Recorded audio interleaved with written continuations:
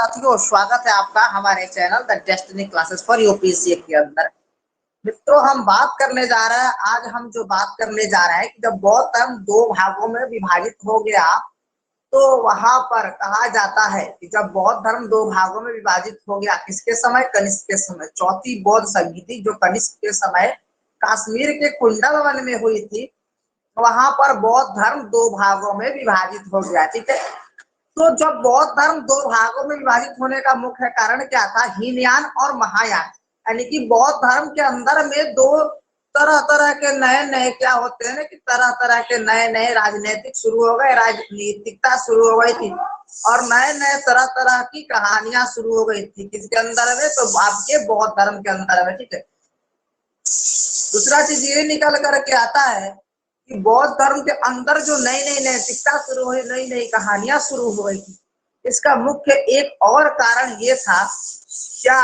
तो बौद्ध धर्म के अंदर कही जाती है कि तरह तरह की राजनीतिक चेतनाएं और धीरे धीरे हर एक चीज जागरूक होने लगी। ठीक है, दूसरा चीज ये कि महायान, देखिए महायान जो इन राजाओं के द्वारा माना जाता था, ठीक है, इन राजाओं के द्वारा जो महायान मानने जाने लगा, ठीक है, जो इन राजाओं के द्वारा जो महायान माना जाता था, उसका मुख्य एक ये कारण था क्या कि महायान बौद्ध धर्म में मूर्ति पूजन योग्य तथा हिंदुओं के कई अन्य सिद्धांत को अपना लिया था। कहा जाता है कई पौराणिक धर्म में जो हिंदू धर्म है उनके कई सिद्धांतों को क्या किया था? बौद्ध धर्म के द्वारा अपना लिया गया था। पहला चीज आपका महायान हो जाता है। ठीक है, पहला चीज आपका क्या होता है? ये जो आप ये देख रहे हैं महायान, तो महायान का पहला चीज ये हो जाता है कि बौद्ध धर्म में मूर्ति पूजन योग्य तथा हिंदुओं के कई अन्य सिद्धांतों को अपना लिया, जिससे बौद्ध धर्म वैदिक धर्म से बहुत कम भेदभाव रहा है।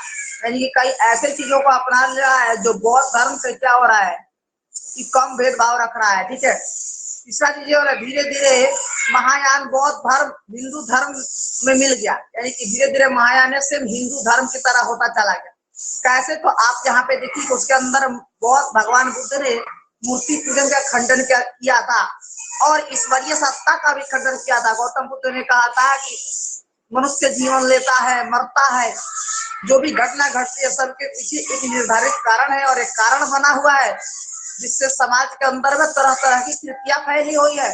तो ये गौतम बुद्ध ने इन सारे चीजों को दूर किया था। लेकिन चौथी बौद्ध संधि जो ईस्वी के मध्य में हुई कनिष्क के द्वारा कश्मीर के कुंडल वन में, वहां पे बौद्ध धर्म दो संप्रदायों में विभाजित हुआ, एक आपका हीनयान, दूसरा महायान। तो महायान में एक और खासियत थी कि महायान के लोग मांस मदिरा तथा पहनने के लिए स्वर्ण आभूषण का भी उपयोग करते थे। ठीक है, लेकिन हीनयान के अंदर में नहीं था। वास्तविक बुद्ध को मानने वाले हीनयानी थे और धीरे धीरे क्या हुआ कि बौद्ध धर्म हिंदू धर्म से सम्मिलित होने लगा और प्रकांडों के तरफ बढ़ने लगा। आइए नेक्स्ट पॉइंट पे ये बात करते हैं।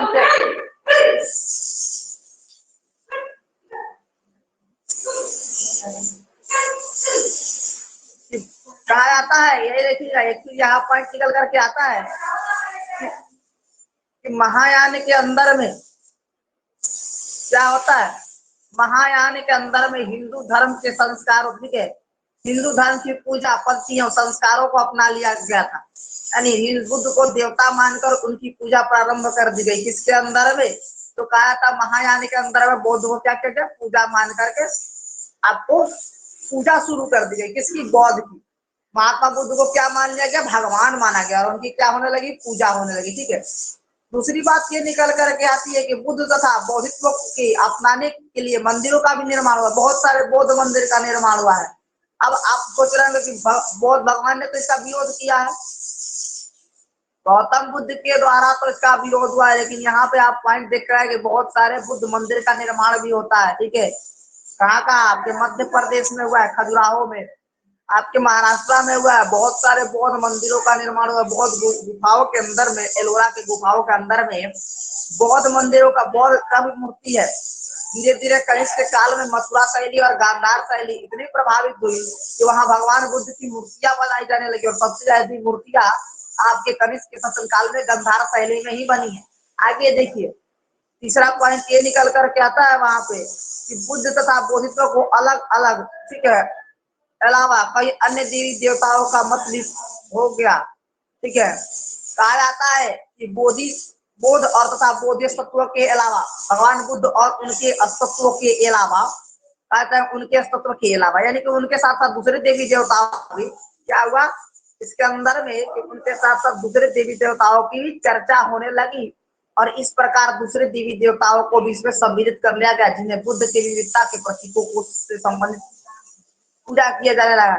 यानी कि बुद्ध का ये दूसरा रूप है, ये तीसरा रूप है, ठीक है। यानी कि भगवान बुद्ध ने कहा था कि अगर इस धर्म के अंदर महिलाएं प्रवेश कर गई तो धर्म 500 साल से अधिक नहीं चल पाएगा।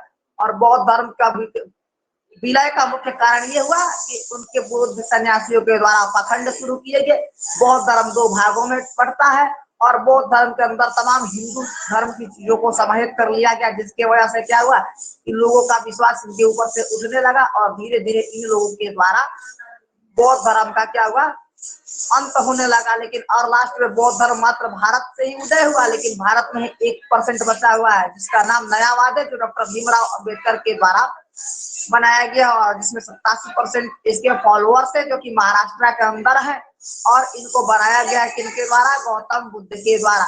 आगे देखिए इस प्रकार बौद्ध धर्म हिंदू धर्म के अत्यंत निकट आ गया। यानी जो बौद्ध धर्म है आपका लास्ट वाला जो पॉइंट है वो किसके निकट आ गया तो हिंदू धर्म के निकट आ गया। कौन तो बौद्ध धर्म किसके निकट आ गया हिंदू धर्म के निकट आ गया, ठीक है। बौद्ध धर्म किसके निकट आ गया आपका हिंदू धर्म के निकट आ गया, ठीक है। अब देखिए बौद्ध धर्म जब हिंदू धर्म के निकट आ गया तो उसके बाद देखिए एक और चीज निकल करके आती है क्या, अब वैदिक धर्म में सुधार, वैदिक धर्म में सुधार, ठीक है। अब देखिए वैदिक धर्म में क्या होता है सुधार होता है, क्या क्या सुधार निकल कर गया। ब्राह्मणों ने बौद्ध को सफलता पूर्वक माना। अब ब्राह्मणों को देखिए यहाँ पे ब्राह्मणों ने क्या चालाकी कर दी, ब्राह्मणों ने ये कहा कि भाई देखो ये डूब रहा है और इसके साथ साथ फिर से हमको वैदिक धर्म बदलना है तो वैदिक धर्म में सुधार करना है। उन्होंने भगवान बुद्ध को क्या मान लिया देवता माना, ठीक है। पहले तो वो लोग नहीं मानते लेकिन बाद में उनको देवता मानने लगे और अनेक सुधार कर लिए, बहुत सी बुराइयों को दूर कर दिया। यही बोला कि अब सबके लिए शिक्षा होगी, सब कोई दान दक्षिणा देगा, सब कोई पढ़ेगा, सब कोई सब कुछ करेगा। इस सारी चीजों को ब्राह्मणों ने बना दिया जिसकी वजह से वैदिक धर्म में सुधार हुआ। वैदिक धर्म डूबा क्यों था अपनी कृतियों को लेकर के। इसके अंदर में ये हो गया था बहुत सारे लोग अपने धर्म से वंचित हो जाते थे, बहुत सारे लोग को शिक्षा नहीं दी जाती थी, इसीलिए गौतम बुद्ध ने ये सारा बेड़ा उठाया था। लेकिन बाद में धीरे धीरे जब बौद्ध धर्म को देख करके ही वैदिक धर्म के अंदर सुधार आया। जबकि आपको शुरू से बताते आ रहा हूँ इस बौद्ध धर्म के अंदर में जो भी आ रहा हूँ, इस बौद्ध धर्म के अंदर में आपको शुरू से एक चीज बताते ये आ रहा हूँ कि बौद्ध का मुख्य उद्देश्य धर्म का संस्थापना करना नहीं था। गौतम बुद्ध का मुख्य उद्देश्य जो था वो धर्म का संस्थापना करना नहीं था, बल्कि केवल एक ही चीज था क्या कि गौतम बुद्ध के द्वारा धर्म की संस्थापना ना करके बल्कि सारे लोगों के पास ज्ञान पहुंचाई जाए। लेकिन इनको धीरे धीरे बाद में क्या हुआ लोगों ने धर्म का रूप दे दिया और सबसे पहले इसको अपनाया किसने था तो वैश्यों के द्वारा अपनाया गया, क्योंकि इसमें पौराणिक धर्म की तरह अधिक कर्म कांडों वाले यज्ञ और अधिक खर्चीले वाले पूजा पाठ इन सब चीजों का खंडन था, इन सब चीजों का ये सब उल्लेख नहीं था। ब्राह्मणों को दक्षिणा देनी है तो देनी है, लेकिन बौद्ध धर्म के अंदर में इन तमाम चीजों को नहीं किया जाता था, जिसके कारण ये सारी कृतियां दूर थी बौद्ध धर्म के अंदर। इसीलिए वैश्य धर्म वैश्य वर्ग का सबसे ज्यादा इनको क्या मिला था साथ मिला था, जिसके कारण बौद्ध धर्म पूरा प्रचलित हुआ। जैन धर्म में भी ठीक वही हुआ, जैन धर्म को भी वैश्य वर्ग का सहयोग मिला और वो भी प्रचलित हुआ। लेकिन जैन की भाषा कठोर थी जिसके वजह से जैन के कार्य कठोर थे, जिसके वजह से जैन पूरा कहा जाता है कि पूरा परिवर्तित नहीं हुआ। लेकिन कहा जाए कि जैन धर्म पूरा परिवर्तित तो नहीं हुआ, लेकिन दूसरा इसका कारण ये हुआ कि बौद्ध धर्म की भाषा क्या थी पाली थी, जो वहां की क्या कहा जाता है कि आसान भाषा थी, जिसके कारण क्या हुआ कि धीरे धीरे धर्म ये बढ़ने लगा और सारे लोगों ने इसको अपनाया। लेकिन बाद में धीरे धीरे क्या कहा जाने लगा, बाद में धीरे धीरे इसकी समाप्ति होने लगी।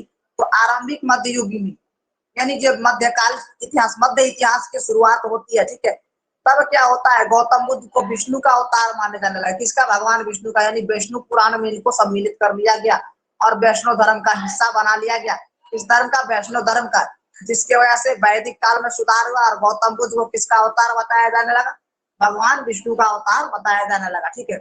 आगे नेक्स्ट पॉइंट पे हम बात करते हैं। देखिए शंकराचार्य और कुमारिल भट्ट का प्रचार, ठीक है। शंकराचार्य और कुमारिल भट्ट दोनों ही वैदिक धर्म के कट्टर समर्थक। कहा जाता है कि जो शंकराचार्य थे और कुमारिल भट्ट, ये दोनों क्या थे, किसके समर्थक थे, कट्टर समर्थक थे, किसके, तो पौराणिक धर्म के। इन्होंने बौद्ध पंडितों को अनेक स्थानों पर शस्त्रास्त्र में पराजित किया और संपूर्ण देश में पुनः वैदिक धर्म का प्रचार किया। इन्होंने क्या किया, बौद्ध पंडितों को कई जगह शस्त्रार्थ होते थे, पहले शस्त्रार्थ होती थी तर्क के आधार पर, उनमें क्या किया, इनके द्वारा, तो इन शंकराचार्य के द्वारा और कुमारिल भट्ट के द्वारा क्या किया गया, बौद्ध सन्यासियों को बहुत बार शस्त्रार्थ के अंदर हरा दिया गया, जिसकी वजह से क्या हुआ कि बौद्ध धर्म विखंडन होने लगा। और एक मुख्य कारण ये भी है कि बौद्ध धर्म का विखंडन हुआ और फिर से पुनः भारत के अंदर में वैदिक धर्म का प्रचार प्रसार भी हुआ। इनके प्रचार से बौद्ध धर्म का ह्रास होने लगा, यानी कि बौद्ध धर्म का अपमान हो चुका था, शस्त्रार्थ हारने लगे और धीरे धीरे बौद्ध धर्म का मजाक उड़ने लगा, जिसके कारण क्या हुआ कि फिर से हिंदू धर्म जो पौराणिक धर्म है वो वर्चस्व में आने लगा। अब बात करेंगे नेक्स्ट पॉइंट के ऊपर हमारे साथ कि आगे की घटना में क्या हुई। देखिए, कहा जाता है शुंग वंश के राजा, गुप्त वंश के राजा और राजपूतों ने हिंदू धर्म को संरक्षण दिया। इनके द्वारा क्या किया गया, हिंदू धर्म को ही संरक्षण दिया गया। शुंग वंश यानी पुष्यमित्र शुंग कट्टर हिंदूवादी था, उसने बहुत सारे बौद्ध मंदिरों को तोड़वा दिया था। तथा गुप्त वंश के राजा, तो गुप्त वंश के जो राजा थे, इनके प्रमुख भगवान विष्णु को माना जाता था। भगवान विष्णु का जो बड़ा अवतार था, जो सुअर का अवतार कहा जाता है, उस अवतार को सबसे ज्यादा इस राज्य के द्वारा मान्यता दी गई है। राजपूत राजा वैदिक धर्म के समर्थन थे, जो राजपूतों के जो राजा थे वो वैदिक धर्मों के समर्थन थे, ठीक है। तो ये राजा किनके समर्थन थे, वैदिक धर्म के, ठीक है, कहा जाता है, ठीक है। अब देखिए, हालांकि इन वंशों के राजाओं ने बौद्ध धर्म के अनुयायियों पर कोई अत्याचार तो नहीं किया। इन वंश के राजाओं ने बौद्ध धर्म के अनुयायियों के ऊपर कोई अत्याचार नहीं किया, किसी तरह का उनके ऊपर दबाव नहीं डाला, किसी तरह उनके ऊपर हनन नहीं किया, किसी तरह से उनके ऊपर हथियार नहीं उठाए और उन्हें संरक्षण भी प्रदान नहीं किया, ना ही उनके ऊपर अत्याचार किया, किंतु उनके ऊपर संरक्षण भी प्रदान नहीं किया। किंतु गुप्त वंश के शासक हिंदू धर्म को मानने वाले थे। गुप्त वंश के शासक किसको मानने वाले थे, हिंदू धर्म को मानने वाले थे, ठीक है। गुप्त वंश के जो शासक थे वो किसको मानते थे, हिंदू धर्म को मानते थे। इनके काल में पुनः यज्ञ और संस्कृत भाषा का महत्व बढ़ा और हिंदू धर्म में एक नई जागृति उत्पन्न हुई। इन राजाओं के काल में क्या होता है ना कि पुनः यज्ञ और संस्कृत भाषा, यानी गुप्त के ही अंदर पुनः क्या हुआ, फिर से संस्कृत शुंग वंश के द्वारा गुप्त और राजपूत के जब इनकी राज शुरू हुई ईस्वी की शुरुआत में, यानी मध्य इतिहास की क्रम में, तो कहा जाता है कि गुप्त शुंग वंश तो आपका पौराणिक इतिहास में ही आता है, प्राचीन इतिहास में। गुप्त वंश आपका ईस्वी में है, ये भी आपका प्राचीन इतिहास में है। लेकिन जो राजपूतों का उदय होता है वो भी प्राचीन इतिहास में है। कुछ राजपूत प्राचीन में है, कुछ मध्य में है, ठीक है। ये आपको क्लियर कर दे रहा हूँ, ये नहीं है कि राजपूतों का उदय और शुंगों का उदय मध्यकालीन इतिहास में हुआ था, ये गलत चीज है, इसको दिमाग से निकाल दीजिएगा। जबकि शुंग वंश क्या होता है, शुंग वंश आपका प्राचीन इतिहास में आता है। ये मगध का जब सत्ता चल रहा था, उस मगध की सत्ता में समाहित था। गुप्त वंश भी उसी मगध की सत्ता का था। और रात में जो राजपूत के राजाओं थे उनकी, कहा जाता है कि चोल वंश के बाद भारत के अंदर राजपूतों का जो उदय होता है, जो आप पढ़ते हैं, तो तब राजपूतों का उदय होता है और राजपूत मध्य इतिहास तक रहे हैं। उसके बाद से मराठा और तरह तरह के राजवंश आते रहे। तो कहा जाता है कि इनकी भाषा फिर से संस्कृत हो गई, जबकि संस्कृत हमारे आर्यों की भाषा थी, ठीक है। और हिंदू धर्म में एक नई जागृति उत्पन्न हुई, क्या, तो एक नई चेतना उत्पन्न हुई, ठीक है, हिंदू धर्म के अंदर में, ठीक है। अब आगे बात करते हैं नेक्स्ट पॉइंट के ऊपर। कहा जाता है तुर्कों के आक्रमण। अब देखिए यहाँ पे तुर्कों का आक्रमण हो रहा है, तुर्क साम्राज्य का। अंतिम गुप्त राजा के समय तक आक्रमण करने वाली मध्य एशिया की जनजाति ने हिंदू धर्म को अपनाया, यानी अंतिम गुप्त राजा, ठीक है। तो गुप्त वंश के जो आखिरी राजा थे उनके आक्रमण के समय तक मध्य एशिया की जनजाति ने किसको अपनाया, तो हिंदू धर्म को अपनाता है। कौन, मध्य एशिया की जनजाति ने किसको अपनाया, हिंदू धर्म को अपनाया। और 12वीं और 13वीं शताब्दी में तुर्कों ने बौद्ध के उदंतपुरी, बिहार, नालंदा और अन्य जगह को, बिहार को नष्ट कर दिया। किनके द्वारा, तुर्कों के द्वारा, ठीक है। तुर्कों के द्वारा क्या किया गया, नष्ट कर दिया गया, ठीक है, नष्ट कर दिया गया। अनेक बौद्ध भिक्षुकों ने अपनी जान बचाकर तिब्बत भाग गए। बहुत सारे ऐसे बौद्ध भिक्षुक थे, जब तुर्कों का आक्रमण शुरू हुआ तो क्या किया, अपना जान बचा करके कहाँ भाग गए, तो बंगाल और बिहार की विजय, ठीक है, कहा जाता है कि तुर्कों द्वारा आक्रमण होने पर अपनी जान बचाकर अपने जीवन को खतरा देख करके कहाँ भाग गए, तो ये भाग गए कहाँ, तो कहाँ भागते हैं आपको, तिब्बत में, जो कि चीन में पड़ता है, ठीक है। पहले तिब्बत भारत का हिस्सा था, बाद में चीन ने उसको पर कब्जा कर लिया। जो दलाई लामा है, जो बौद्ध गुरु यहाँ पे भारत में रह रहे हैं, ये पहले कभी चीन के, तिब्बत के मुख्यमंत्री हुआ करते थे, वहां के प्रशासक हुआ करते थे। बाद में चीन ने जब इनके ऊपर आक्रमण किया तो इन्होंने भाग करके भारत के अंदर में संरक्षण प्राप्त की, ठीक है। अब बात करते, देखिए तो कैसे कैसे, तो कहा जाता है कि अंतिम गुप्त राजा के समय तक आक्रमण करने वाले मध्य एशिया की जनजाति कौन कौन सी थी, यूनानी थे, कुषाण थे, शको थे। इनमें कई ने हिंदू धर्म के स्थान पर बौद्ध धर्म को अपनाया। कहा जाता है कि इन्होंने कई ने क्या किया कि बौद्ध धर्म के स्थान पर क्या किया, हिंदू धर्म को अपना लिया। किनके द्वारा, इन जनजातियों के द्वारा। कृषाण कनिष्क के समय जो राजा थे, जो यूनानी थे, कृषाण थे, शक थे, इनके द्वारा क्या किया गया, हिंदू धर्म को अपनाया गया। और इसके स्थान पर, ठीक है, स्थान पर बौद्ध धर्म को भी कुछ राजाओं के द्वारा अपनाया गया। अभिभूत हिंदू धर्म की ओर आकर्षित नहीं हुए, ठीक है। कहा जाता है कि कुछ राजाओं के द्वारा हिंदू धर्म को अपनाया गया और कुछ के द्वारा बौद्ध धर्म को, क्योंकि जाति प्रथा से अभिभूत हिंदू धर्म की ओर आकर्षित नहीं हुए। जाति प्रथा को लेकर बहुत लोग क्या हुआ, हिंदू धर्म के अंदर उसके ऊपर आकर्षण नहीं कर पाए और उसको आकर्षित नहीं कर पाए, ठीक है। अब हम नेक्स्ट पॉइंट बात करते हैं क्या। अब यहाँ पे एक क्वेश्चन आ रहा है, देखिए आपके सामने क्वेश्चन होंगे। क्वेश्चन ये होगा, ठीक है, कि यूनान, कृषाण एवं शकों में से कई ने हिंदू धर्म के स्थान पर बौद्ध धर्म को अपनाया, क्योंकि इसका मुख्य कारण क्या था। ये IAS 2010 के अंदर में पूछा गया प्रश्न है, तो इसका आंसर होगा ऑप्शन नंबर सी, जाति प्रथा अभिभूत हिंदू धर्म की ओर से आकर्षित नहीं हुआ, ठीक है। तो मुख्य कारण क्या था इसका, जाति प्रथा का, ठीक है। देखिए यहाँ पे आंसर भी इसका दिया हुआ है और पहले भी आपको बता चुके हैं कि जाति प्रथा अभिभूत के कारण कृषाण, यूनानी, कृषाण और शकों में से किसी ने हिंदू धर्म की स्थापना से बौद्ध धर्म को अपनाया, क्योंकि हिंदू धर्म के अंदर अभी भी जातिवाद का कलकृतियां चल रही थी और आज भी वो चल रहा है हमारे समाज के अंदर, जिसके अंदर में बहुत सारे राजाओं ने हिंदू धर्म से अच्छा बौद्ध धर्म को माना और बौद्ध धर्म को ही अपनाया। अब नेक्स्ट पॉइंट पे फिर बात करते हैं हम क्या, फिर आपके सामने एक प्रश्न होगा क्या बौद्ध धर्म को लेकर, कि आरंभिक मध्ययुग समय में भारत के बौद्ध धर्म का पतन किस कारण, जिन कारणों से हुआ। उस समय तक बौद्ध विष्णु के अवतार समझे जाने लगा और वैष्णव का हिस्सा बन गए, ठीक है। अंतिम गुप्त राजा के समय तक आक्रमण करने वाली मध्य एशिया की जनजाति ने हिंदू धर्म को अपनाया और बौद्ध को सताया, तो ये दूसरा पॉइंट गलत है। ना ही ने तो उन्होंने संरक्षण दिया था और ना ही तो उन्होंने उनके ऊपर अस्त्र उठाया था। गुप्त वंश के राजाओं ने बौद्ध धर्म का पूरा जोर विरोध किया है, ये भी गलत है। ना तो उन्होंने अस्त्र उठाया, इसीलिए इसका आंसर केवल एक सही होगा।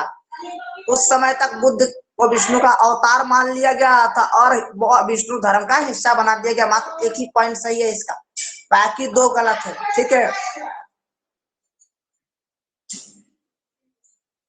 अब देखिए बौद्ध धर्म की वर्तमान प्रसंगिका, यानी बौद्ध धर्म शुरू कैसे हुई और प्रसंगिका और शुरुआत के कारण क्या थे, शुरुआत क्या थी, शुरुआती पल क्या थे बौद्ध धर्म के अंदर में। तो बौद्ध धर्म के अंदर में शुरुआती पल क्या थे उसके बारे में, तो पहला होगा सत्य अहिंसा, दूसरा सामाजिक समता, तीसरा कर्मवाद, चौथा मानवता पर आधारित, पांचवा आध्यात्मिक लोक कल्याण, छठा अस्त्य चोरी ना करना, पांचवा धन संचय ना करना और अविचार ना करना। तो ये सारे सिद्धांत किनके हैं, बौद्ध धर्म के हैं, ठीक है। इन सारे सिद्धांतों को याद रखना है, सत्य और अहिंसा, सामाजिक समता, कर्मवाद, मानवतावाद पर आधारित, अधिकतम लोक कल्याण, ठीक है, अस्त्य यानी चोरी न करना, उसके बाद धन संचय न करना या व्यभिचार न करना। तो ये सारे चीज क्या है आपके किस पे आधारित है, बौद्ध धर्म के ऊपर आधारित है, ठीक है।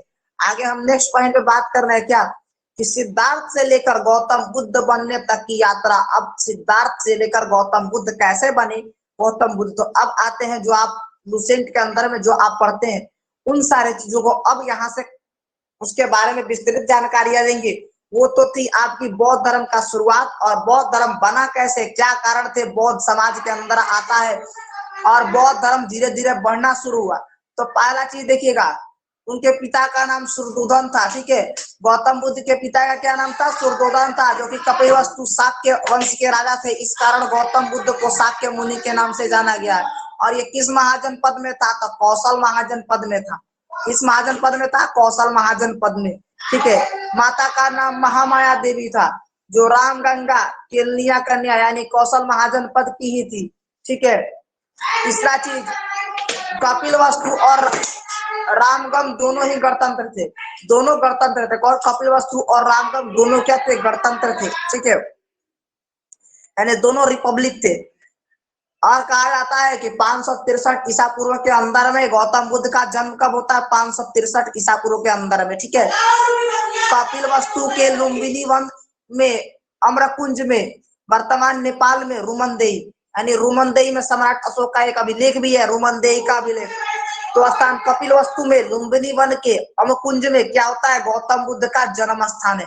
बचपन का नाम सिद्धार्थ था। सिद्धार्थ का अर्थ होता है जिसका बचपन में ही सारा मनोकामना सिद्ध हो गया। सिद्धार्थ का अर्थ होता है कि जिसका बचपन में ही सारा, कहा जाता है कि जितना भी सपना था, सारा जो भी इच्छा व्यक्त किया था गौतम बुद्ध के द्वारा, वो सारे सिद्ध हो चुके थे, ठीक है। अब नेक्स्ट पॉइंट हम ये बात करते हैं। जन्म के 7वें दिन इनकी माता महामाया देवी की मृत्यु हो जाती है, ठीक है। जन्म के 7वें दिन इनकी माता महामाया देवी की मृत्यु हो जाती है और इनकी लालन पालन और पोषण मौसमी प्रजापति गौतमी ने किया था। किसके द्वारा? प्रजापति गौतमी के द्वारा किया गया था, ठीक है। इनके जन्म के 7वें दिन ही कालदेव कौंडिन्य नामक ऋषि ने घोषणा की थी। कौन? इनके जन्म के 7वें दिन किसके द्वारा हो रहा है घोषणा? तो इनके जन्म के 7वें दिन कालदेव कौंडिन्य नामक ऋषि की घोषणा हुई, ठीक है। घोषणा की कि बालक बड़ा होकर योद्धा बनेगा अथवा बहुत बड़ा सन्यासी बनेगा।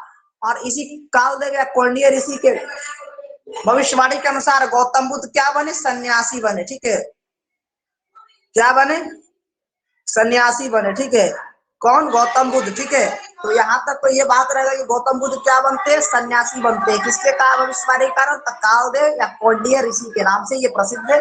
उनके भविष्यवाणी के कारण गौतम बुद्ध योद्धा तो ना बने, लेकिन बहुत बड़े सन्यासी जरूर बने।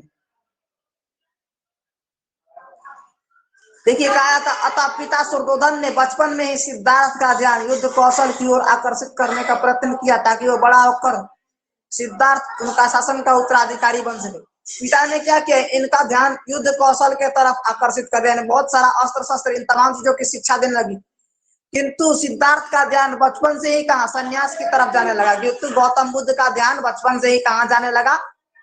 तो युद्ध के तरफ। अब देखिए इनका जन्म कब होता है? आपको यहाँ से अब देखिए सारा चीज रिवीजन फिर करा रहा है कि 563 ईसा पूर्व के अंदर, ईसा पूर्व के अंदर, ठीक है।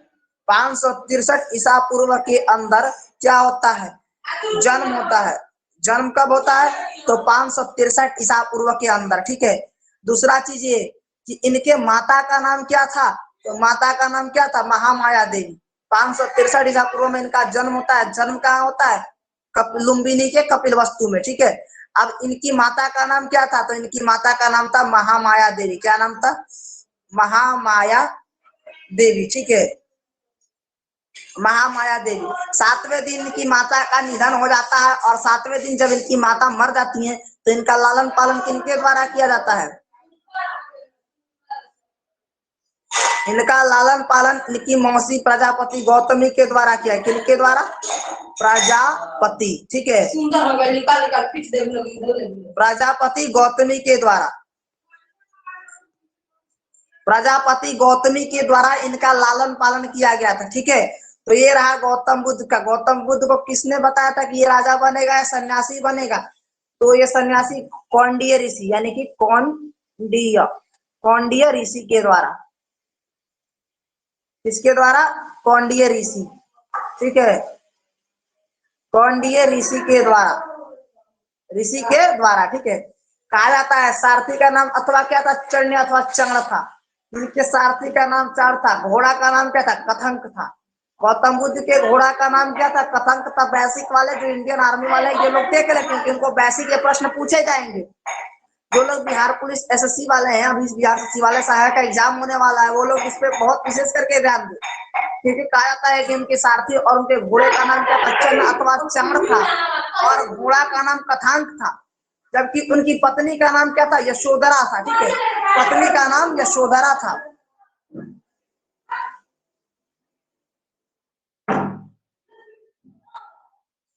उनकी पत्नी का नाम क्या था? यशोधरा था। पत्नी का नाम यशोधरा था। ठीक है, अब बात करते हैं इनके पुत्र का नाम राहुल था। गौतम बुद्ध ने 29 वर्ष की अवस्था में मध्य रात्रि में अपने सारथी चलने के साथ अपने घोड़े कौथनांग के साथ गृह त्याग किया था। और गृह त्याग करने के बाद 6 वर्ष की घोर तपस्या के बाद गौतम बुद्ध ने सिद्धार्थ से बुद्ध बने। और बुद्ध कहाँ बने? तो आपके यही बिहार के बोध गया में। ठीक है, कहा जाता है बोध गया में ऋजुपालिका नदी के तट पर गौतम बुद्ध को 6 साल की कठिन तपस्या करने से उनको ज्ञान की प्राप्ति हुई। ठीक है, अब आगे हम बात करते हैं नेक्स्ट पॉइंट की तरफ।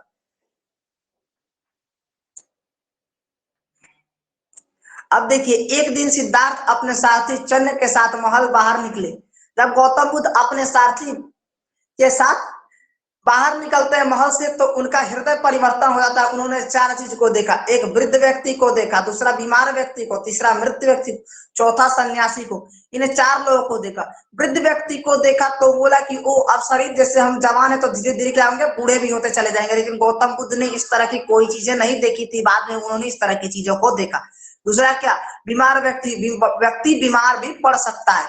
तीसरा चीज क्या था कि मृत्यु व्यक्ति, यानी कि हमारा जीवन जो शुरू हुआ है समाप्त भी होगा। जो हमारा जीवन लीला शुरू हुआ है वो समाप्त होगा, तीसरा चीज। और चौथा सन्यासी। सन्यासी को देखकर उन्होंने ये सोचा कि अब संसार के अंदर में हमें किसी तरह का दबाव नहीं है। अब संसार के अंदर में हम निश्चित और निश्चल है और निष्क्रिय है। हमको किसी प्रकार की मोह माया और किसी प्रकार का बंधन नहीं है। ठीक है, अब आगे बात करते हैं नेक्स्ट पॉइंट के ऊपर। खास करके तो 29 वर्ष की अवस्था में रात में महल त्यागा था। आपको बता चुके हैं, पहले भी बता रहे हैं, अभी भी देखिए इस पॉइंट के माध्यम से आपको दिखा रहे हैं कि 29 वर्ष की अवस्था में अपने सारथी चढ़ और अपने घोड़ा कथांक के साथ गौतम बुद्ध ने गृह त्याग किया था। ठीक है, सिद्धार्थ द्वारा घर छोड़े की घटना महाभिनिष्क्रमण कहा जाता है। यानी कि बौद्ध धर्म में एक महत्वपूर्ण पॉइंट आता है महाभिष्क्रमण। इसका मतलब क्या होता है? इसका मतलब होता है गृह त्याग। ठीक है, महाभिनिष्क्रमण का मतलब होता है गृह त्याग करना। ये मुख्य पॉइंट है। बौद्ध धर्म के अंदर गृह त्याग को क्या कहा गया है? तो महाभिनिष्क्रमण कहा गया है। ठीक है, बौद्ध धर्म के अंदर में गृह त्याग को महाभिनिष्क्रमण कहा गया है। आगे अब बात करते हैं नेक्स्ट पॉइंट के ऊपर।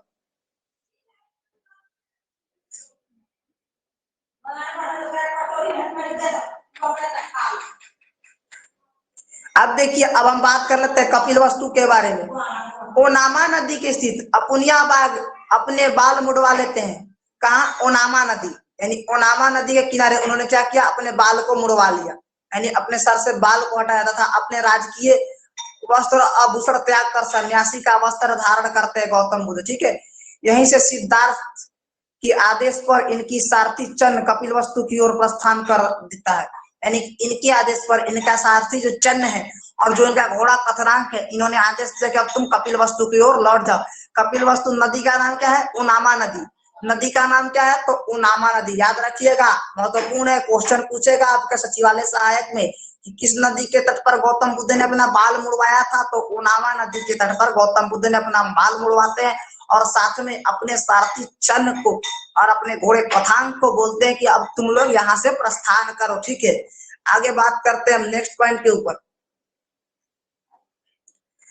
ये कपिलवस्तु ना, देखिए यहाँ पे आप मैप के माध्यम से आपको समझाते हैं। ठीक है, मैप के माध्यम से समझाते हैं आपको। देखिएगा, मैप के माध्यम से आप देखिए, ये आपका कोसला है और यहीं पे आपकी लुम्बिनी पड़ती है मल्ल में, इस मल्ल के पास। ध्यान से देखिएगा, आपको दिखा रहा है इस मैप के अंदर में कि ये लुम्बिनी जो मल्ल का क्षेत्र है, मैप के साथ हमारे साथ हिस्ट्री पढ़िएगा तो आपको पूरा महाजनपद के मैप के साथ पूरा इतिहास पढ़ाएंगे। क्योंकि बिना मैप के उसके ज्योग्राफिकल कंडीशंस को जाने आप किसी भी हिस्ट्री को नहीं पढ़ सकते। आप जो डायरेक्ट पढ़ते हैं बाबर आया, उसने आया, इसने इसको मारा, ये तमाम चीजें क्या है? तो ये सारे चीजें क्या है? आप राजनीतिक इतिहास को पढ़ रहा है, जबकि वास्तविक चीज में आपको पहले उसकी भौगोलिक दृष्टि देखनी है, कहाँ कहाँ तक शासन था, कहाँ कहाँ तक फैला हुआ था। ठीक है, उस जगह का वास्तवित्व क्या था, उस जगह का वास्तुत्व क्या था, वहां की कार्य कला क्या थी, वहां की संस्कृति क्या थी, इन तमाम चीजों को इसके अंदर में पढ़ना है, तब जाकर के आप पूर्णतः इतिहास पढ़ते हैं। अगर ये सारी चीजें अगर आपको नहीं मिली है तो आप समझ लीजिएगा कि सारा इतिहास आप अधूरा पढ़ के बैठे हुए, कोई फायदा नहीं है आपको इतिहास पढ़ने से। ठीक है, अब बात करते हैं कोसला। और कोसला के नजदीक लुम्बिनी है, जो कि ये भारत के उत्तरी क्षेत्र में, और ये कहाँ है? नेपाल में है। ठीक है, और ठीक यहीं पे आपका देखिए यहाँ पे मगध है, कहाँ पे है, यहाँ पे मगध है। और बोधायन के द्वारा इसको कर्कटा क्षेत्र बोला गया था। क्या बोला गया था, कर्कटा, कर्कटा क्षेत्र बोला गया था। कर्कटा का अर्थ होता असभ्य, आर्यों के द्वारा बोला गया कर्कटा क्षेत्र है, ये असभ्य है, असभ्य है, ठीक है। कर्कटा क्षेत्र बोला गया है किनके द्वारा, आर्यों के द्वारा, ठीक है। तो 2000 कहा जाता है लमसम उस समय 2000 वर्ष पहले तो क्या था कि लोग वैदिक धर्म पर आधारित थे, लेकिन बाद में धीरे धीरे क्या हुआ कि लोगों ने बौद्ध धर्म को माना। तो यह आपने मैप देखा किस जगह पे, मैप की इस क्षेत्र पे, क्योंकि आपको मेंस के अंदर, बीपीएससी के अंदर पूछ सकता है, या यूपीएससी के अंदर में आपको मेंस के अंदर में या पीटी के अंदर, प्रीलिम्स के अंदर में मैप दे करके समाहित कर सकता है, क्योंकि एग्जाम का तो कोई वास्तविक रूप होता नहीं है, लेकिन फिर भी आपको बता रहे हैं आपकी जानकारी के लिए। तो आप लोग समझ रहे होंगे अच्छी तरह से कि क्या चीज बताई जा रही है, ठीक है।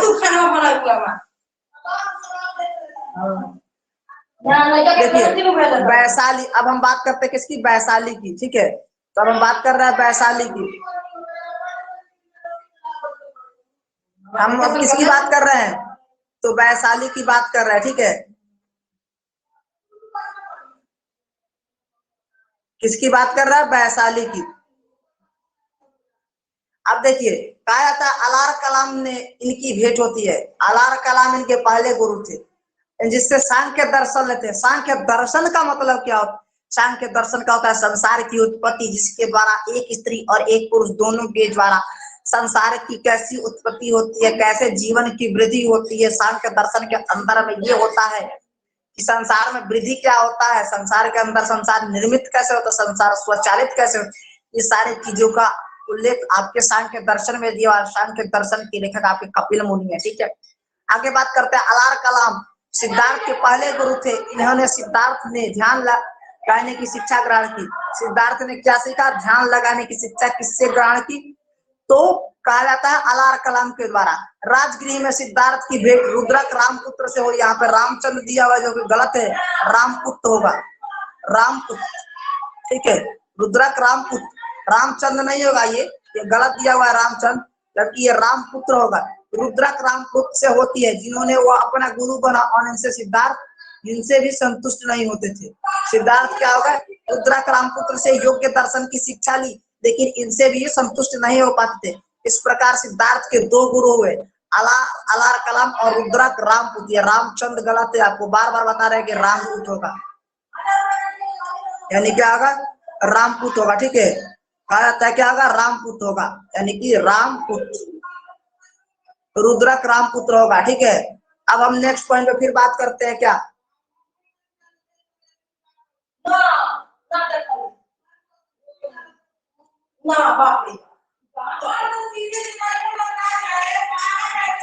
अब देखिए उरुवेला, उरुवेला में सिद्धार्थ की भेंट 5 ब्राह्मण से होती है। कौन कौन है, अंज, अशिष्ट, वस्त, भद्य और कंडीय, ये 5 ब्राह्मण है जिनसे इनकी भेंट होती है उरुवेला के अंदर। और ब्राह्मणों के साथ मिलकर सिद्धार्थ ने उरुवेला में लगभग 6 वर्ष तक कठिन तपस्या की। किसके साथ साथ, ब्राह्मणों के साथ मिलकर सिद्धार्थ ने किस जगह 6 वर्ष तक कठिन तपस्या की थी, तो उरुवेला में। देखिए मेन पॉइंट है जो बता रहे हैं आपको कि 5 ब्राह्मणों से भेंटे। तो इन 5 ब्राह्मणों में से किसी का भी एक नाम देकर के आपको ऑप्शन पूछ सकता है कि इन 5 ब्राह्मणों से किसके द्वारा, किस ब्राह्मण से किससे भेंट हुआ था, ठीक है। तो यहाँ पे दूसरा प्रश्न ये हो सकता है कि उरुवेला में गौतम बुद्ध के द्वारा कितने वर्ष तक ब्राह्मणों के साथ घोर तपस्या की गई थी, तो इसका मुख्य पॉइंट एक हो जाएगा 6 वर्ष, 6 वर्ष का उरुवेला में, ठीक है। अब आगे नेक्स्ट बात करते हैं क्या, नेक्स्ट बात करते हैं हम अब बोध गया, आपकी बोध गया, ठीक है। कहा जाता है बोध गया के अंदर में गौतम बुद्ध को क्या होता है, तो यहीं पे भगवान बुद्ध को ज्ञान की प्राप्ति हुई थी, इसी बोध गया में, तो ठीक है। कहा जाता है कि उसी दौरान उरुवेला में एक सेनानी की पुत्री सुजाता, सुजाता यहाँ पे सेनानी की पुत्री दी हुई है, जो कि कहा जाता है कि कहीं कहीं आपके इतिहास के अंदर में इसको किसान की पुत्री बताया गया है। किसका, तो किसान की पुत्री, ठीक है। गौतम बुद्ध को सबसे पहले खीर इसी सुजाता के द्वारा खिलाया गया और 5 ब्राह्मणों के लिए खीर लेकर आई थी, जिन्हें सिद्धार्थ खा लेते हैं, सिद्धार्थ खिलाती है, ठीक है। इसी कारण 5 ब्राह्मणों से इनका मतभेद हो गया। किनसे, तो 5 ब्राह्मणों से इनका मतभेद हो जाता है। इनसे 5 ब्राह्मणों से इनका क्या होता है, मतभेद हो जाता है, ठीक है। और 5 ब्राह्मणों से मतभेद हो जाने के कारण हो जाने के कारण सिद्धार्थ को छोड़कर सारनाथ चले जाते हैं, ब्राह्मणों को छोड़ देते हैं और सारनाथ, जो कि आपकी वाराणसी का पुराना नाम सारनाथ है, ठीक है, वाराणसी का ही पुराना नाम सारनाथ है, और इसी सारनाथ में पहुंच जाते हैं कौन, गौतम बुद्ध। अब बात करते हैं नेक्स्ट पॉइंट के ऊपर कि जब सारनाथ के अंदर पहुंचते हैं तो क्या होता है। कहा था, अब आप बात कर रहे हैं बोध गया, जो कि आपके बिहार के अंदर पड़ता है। 8वें दिन निरंजना अथवा पुनपुन नदी के तट पर, आपको ये भी बता रहे थे कि निरंजना अथवा पुनपुन नदी के तट पर जारंभी गांव में, ठीक है, जारंभी गांव में पीपल के वृक्ष, जिसको बोधि वृक्ष नाम है, वैशाख पूर्णिमा के दिन सिद्धार्थ को ज्ञान की प्राप्ति होती है। तो इनको ज्ञान की प्राप्ति कब होती है, तो वैशाख पूर्णिमा में सिद्धार्थ को ज्ञान की प्राप्ति होती है। यही से सिद्ध बुद्ध सब कुछ जानने बन जाते हैं, और इसी तरह यहीं से सिद्धार्थ सब कुछ जानने वाले सर्वज्ञ हो जाते हैं, और वो सिद्धार्थ से गौतम, यानी कि चूंकि इनका गोत्र गौतम था, इसलिए इन्हें गौतम बुद्ध भी कहा जाता है। इनका गोत्र कौन सा था, गौतम गोत्र के थे, इसीलिए इनको गौतम बुद्ध भी कहा जाता है, ठीक है।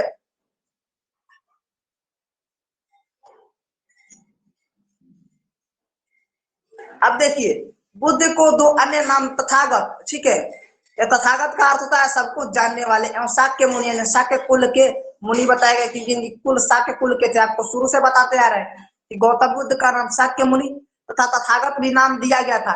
तथागत का अर्थ होता है सब कुछ जानने वाले, तथा शाक्य मुनि का अर्थ होता है शाक्य कुल का राजा, ठीक है।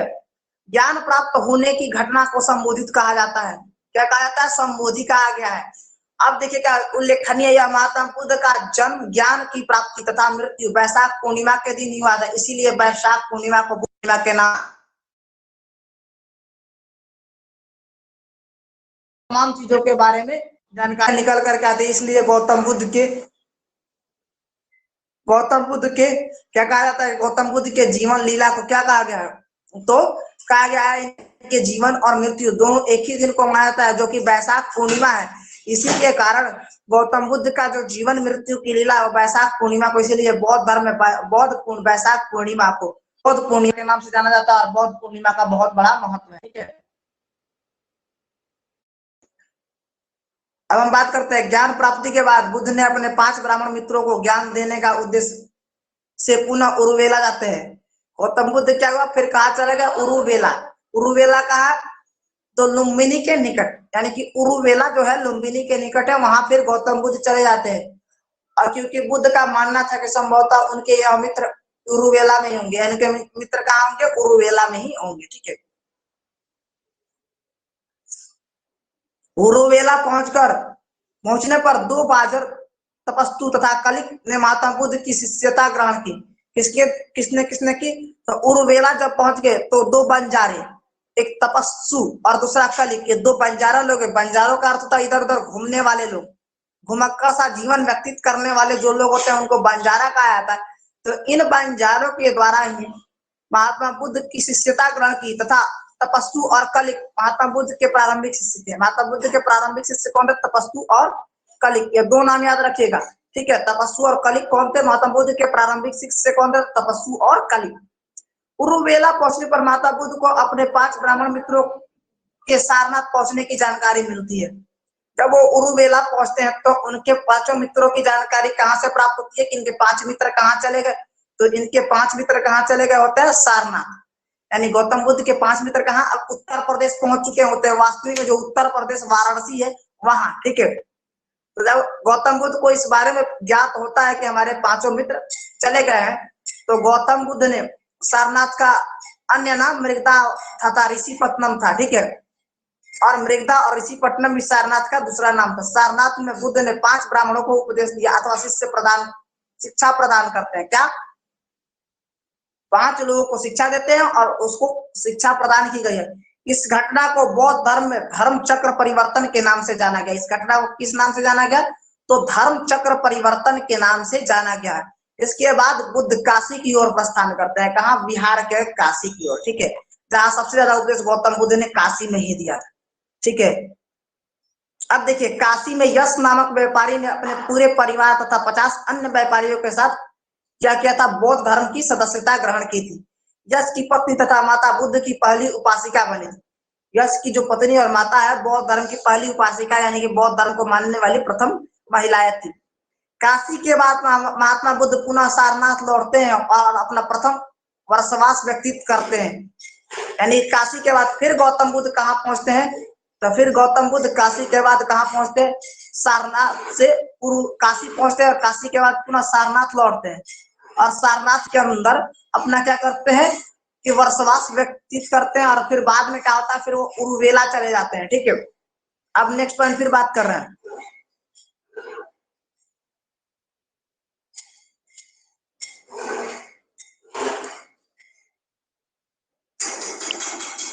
अब देखिए, उरुवेला भद्र नामक व्यक्ति 30 लोगों के साथ महात्मा बुद्ध की शिष्यता स्वीकार करता और 29 लोगों को भद्र वर्गीय नाम से जाना गया है। तो जो 30 लोगों के साथ गौतम बुद्ध की शिक्षा भद्र नामक व्यक्ति ने स्वीकार किया था, उन 30 लोग क्या बोला गया, भद्र वर्गीय बोला गया। ठीक है, उरुवेला में 3 ब्राह्मण मुख्य कश्यप नदी कश्यप तथा गया कश्यप के साथ महात्मा बुद्ध का शास्त्रार्थ होता है, जिसमें हारने के बाद तीनों ने ब्राह्मण बुद्ध की शिष्यता को स्वीकार कर लिया। यानी कि जो 3 ब्राह्मण थे, मुख्य कश्यप, नदी कश्यप तथा गया कश्यप, ये तीनों के साथ गौतम बुद्ध का शास्त्रार्थ होता है और इसी शास्त्रार्थ में तीनों ब्राह्मण हार जाते हैं और हारने के बाद गौतम बुद्ध की शरण में आते हैं, अहम बुद्धम शरणम गच्छामि। देखिए, इसके बाद बुद्ध राजगिरी यानी कि सारनाथ चले जाते हैं। कहा, राजगिरी सारनाथ चले जाते हैं। ठीक है, अब बात करते हैं हम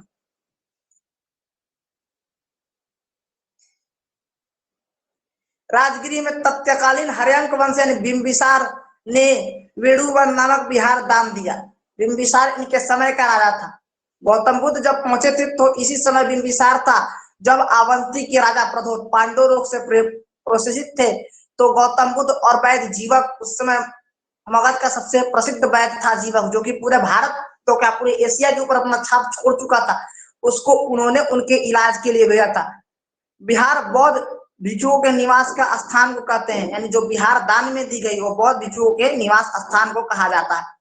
राजगृह में ही बुद्ध के 4 शिष्य बनते हैं। कौन कौन, तो सरिपुत्र, मुगदयालन और अभय और उपाली, ये 4 लोग बनता है। कौन, सरिपुत्र, मुगदलायन, अभय और उपाली, ये 4 लोग बनते हैं। ठीक है, 4 लोग क्या बनते हैं, गौतम बुद्ध के शिष्य बनते हैं। कहा, राजगृह के अंदर।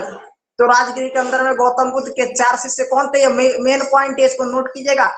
सारिपुत्र, मुगदलायन, अभय और उपाली, ये 4 मेन चीजें, इसको नोट कीजिएगा।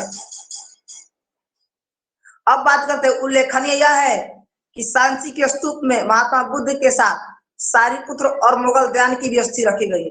यानी जो सांची का स्तूप है उसके अंदर में किसकी किसकी अस्थि रखी गई है, तो गौतम बुद्ध की नहीं रखी गई है। तो पूछ सकता है आपको प्रश्न ऐसे कि सांची के स्तूप के अंदर में गौतम बुद्ध के अलावा उनके किन 2 शिष्यों की अस्थि उसके अंदर में रखी गई है, तो एक आपका हो जाएगा सारिपुत्र और दूसरा हो जाएगा मुगदलायन। ठीक है, मुगदलायन की अस्थि रखी गई है। ठीक है, इसके बाद महात्मा बुद्ध कपिलवस्तु जाते हैं और अपने परिवार को शिक्षा प्रदान करते हैं। इसके बाद कहाँ चले जाते हैं गौतम बुद्ध, कपिलवस्तु, जहां उनका जन्म हुआ था, और वहां पे जाकर के अपने परिवार को शिक्षा प्रदान करते हैं, अपनी शिक्षा अपने परिवार को कहते हैं, ज्ञान देते हैं। ठीक है, अब देखिए कपिलवस्तु, तो कपिलवस्तु से पुनः राजगिर जाने के दौरान अनुपिया उद्यान में आनंद नामक व्यक्ति इनकी शिष्यता स्वीकार करता है और आगे चलकर बुद्ध का सबसे प्रिय शिष्य के नाम से विख्यात था। इसी कपिलवस्तु जो कहता है कि कपिलवस्तु से जब पुनः अपने परिवार को ज्ञान दे करके जब गौतम बुद्ध लौट रहे थे, वहां उपदेश दिया और उपदेश देने के बाद गौतम बुद्ध क्या हो रहे थे, वहां से जब चल रहे थे तो उस क्रम में क्या होता है ना कि एक व्यक्ति मिलता है जिसका नाम आनंद होता है और वो उनकी शिष्यता ग्रहण करता है और आगे चलकर गौतम बुद्ध का सबसे प्रिय शिष्य हो जाता है। ठीक है, इसके बाद बुद्ध राजगृह पहुंचते हैं। कहाँ पहुंचते हैं, राजगृह। ठीक है, अब हम फिर बात करेंगे नेक्स्ट की राजगिरी जब पहुंचते हैं तो उसके बाद क्या क्या होता है।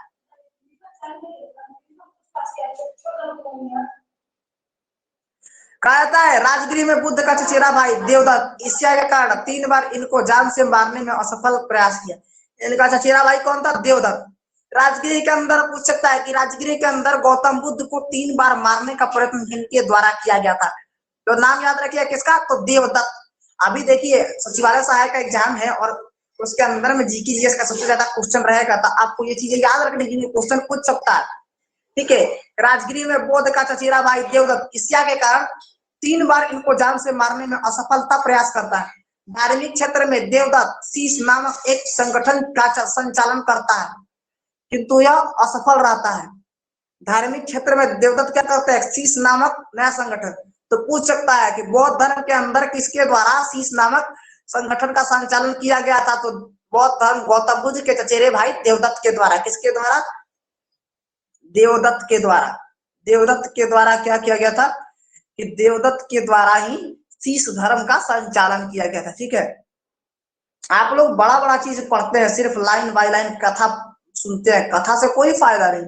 वो कथा सुनने से कोई फायदा नहीं होने वाला है, क्योंकि ये सब फैक्ट है, और फैक्ट नहीं जानिएगा तब तक आप बीपीएससी के अंदर में कोई भी मेंस नहीं कर पाइएगा।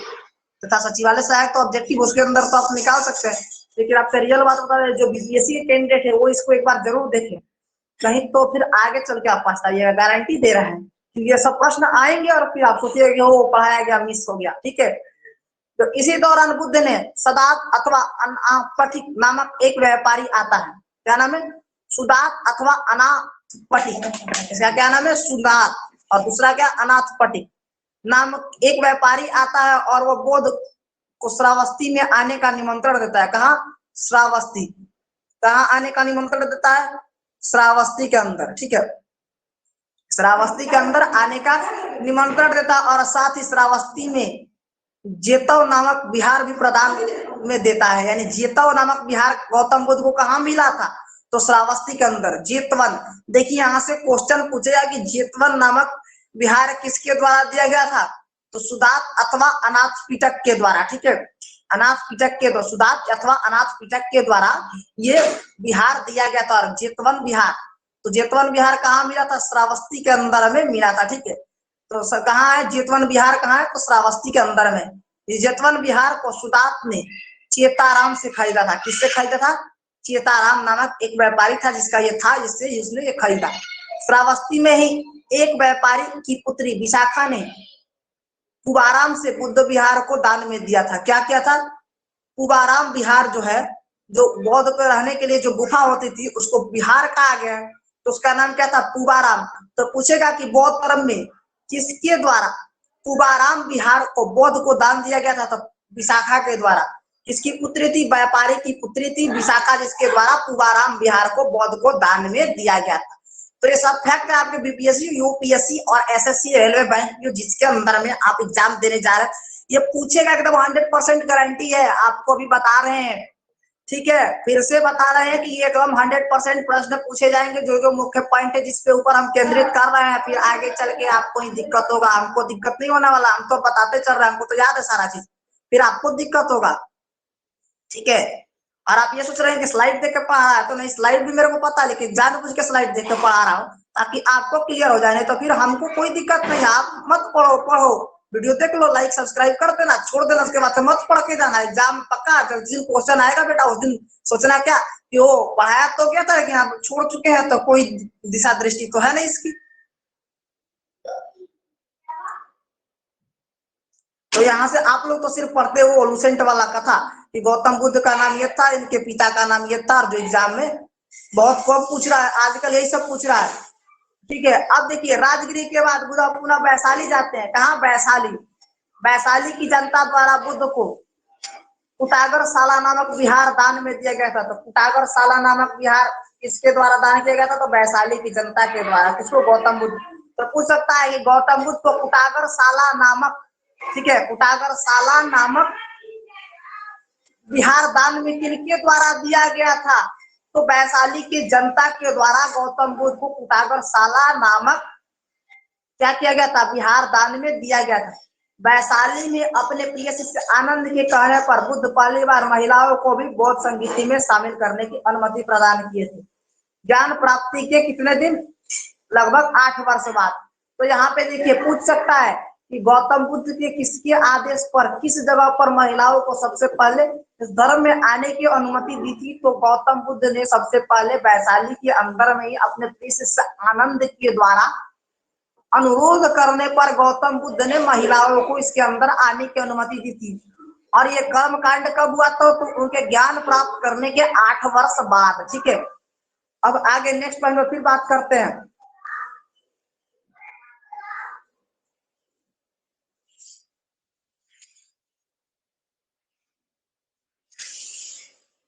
बौद्ध संघ में शामिल होने वाली पहली महिला इनकी मौसमी प्रजापति गौतमी थी।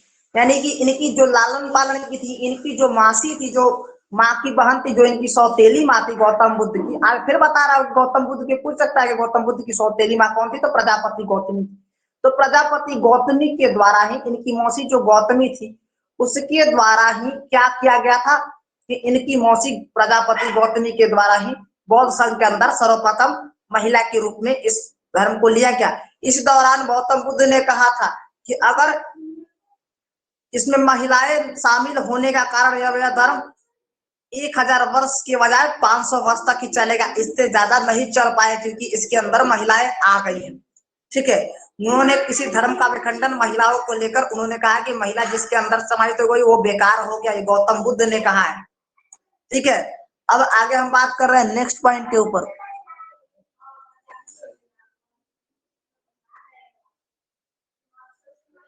वैशाली में ही बुद्ध ने एक गणिक, वैश्य अथवा नगर वधु अमरपाली के आतिथ्य को स्वीकार किया था। देखिए, अमरपाली का नाम आता है तो अमरपाली से जान लीजिए कि वैशाली की बहुत बड़ी नर्तकी थी।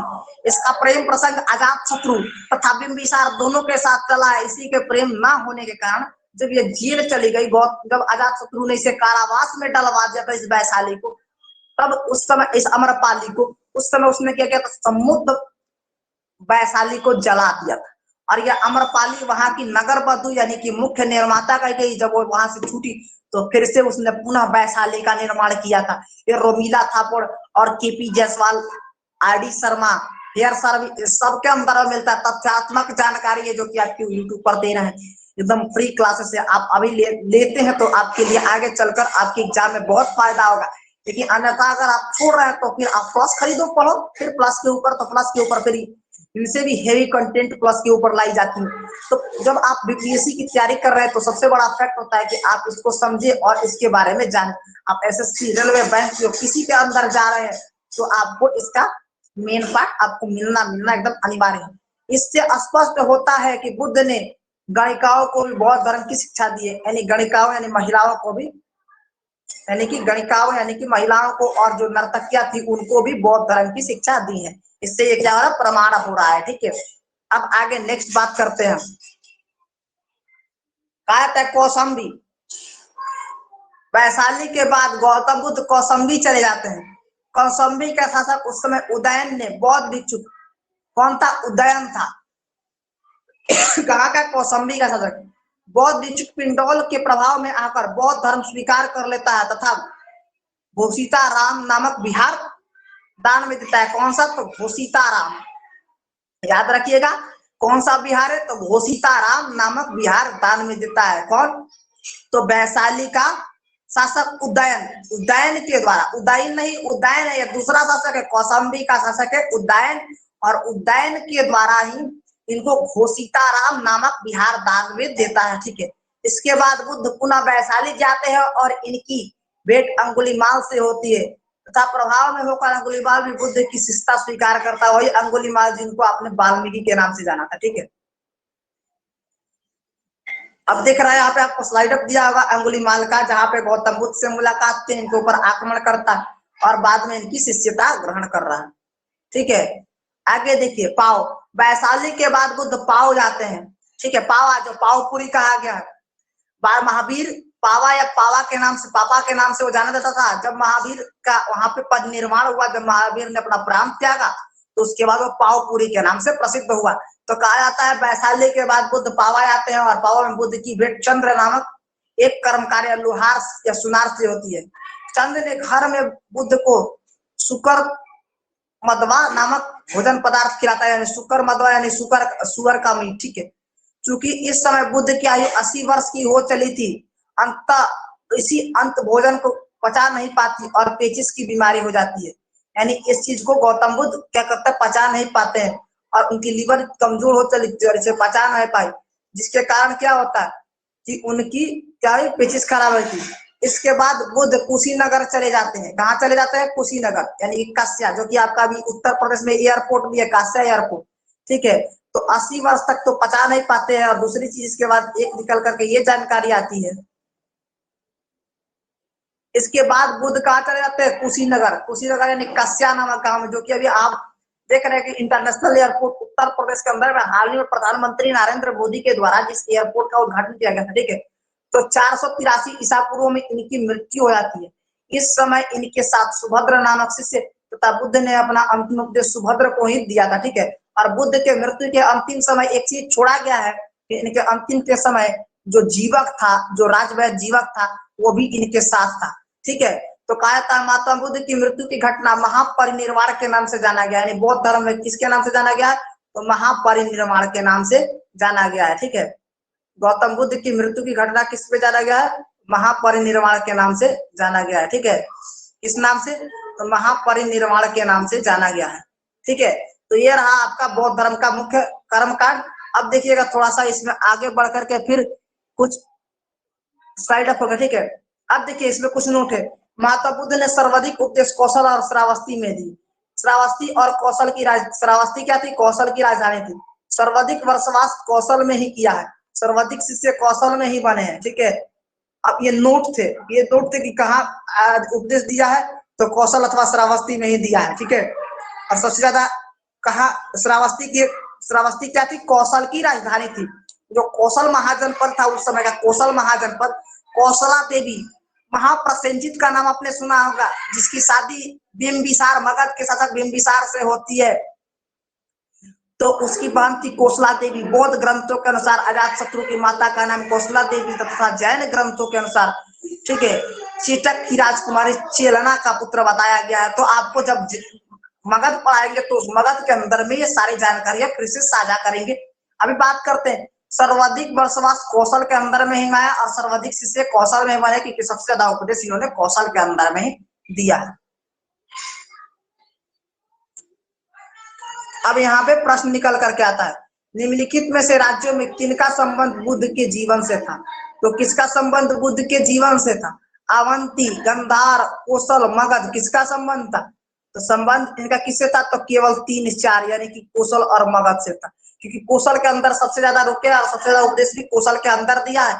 और मगध के अंदर में क्या हुआ कि इन्हें बहुत सारे राजाओं का कहा जाता है कि राज संरक्षण प्राप्त हुआ और बहुत सारे राजाओं ने इन्हें बहुत सारी चीजें दी है, ठीक है।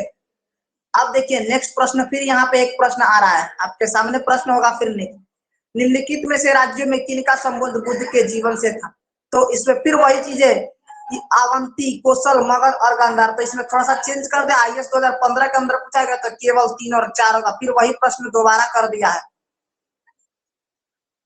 अब देखिए कहा जाता है कि यहाँ पे स्थान है, ठीक है, वेणु विहार कहाँ है, राजगिरी के अंदर, ये याद रखिएगा, वेणु विहार, जेतन विहार श्रावस्ती, उबराम विहार श्रावस्ती, ठीक है, उटागशाला विहार, घोषिताराम विहार और अशोक राम विहार। यानी अशोक के द्वारा जो दिया गया था पाटलिपुत्र के अंदर में, उसको